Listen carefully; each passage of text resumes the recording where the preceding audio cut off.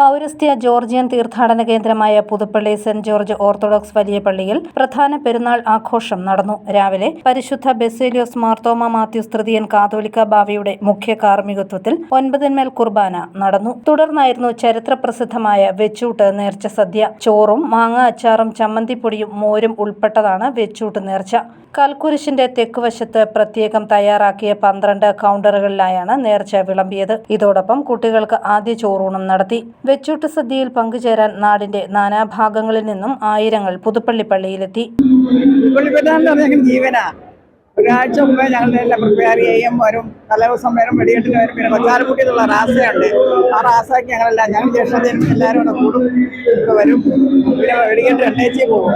പിന്നെ വന്നിട്ട് ആ പിറ്റേ ദിവസം കുർബാനയ്ക്ക് വരും, വെച്ചൂട്ട് കഴിഞ്ഞിട്ട് പോകും. പിന്നെ ഉച്ച കഴിഞ്ഞിട്ട് നേർച്ച വിളമ്പ് ഇതെല്ലാം സഹകരിച്ചിട്ട് അവനവൻ്റെ വീടുകളിൽ പോകും.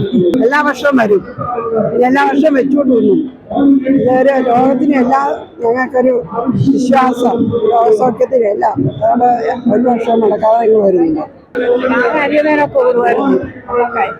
ഞങ്ങളിവിടെ വരാത്തതുകൊണ്ട് അല്ല മാങ്ങ അരിയാനൊക്കെ വരുമായിരുന്നു.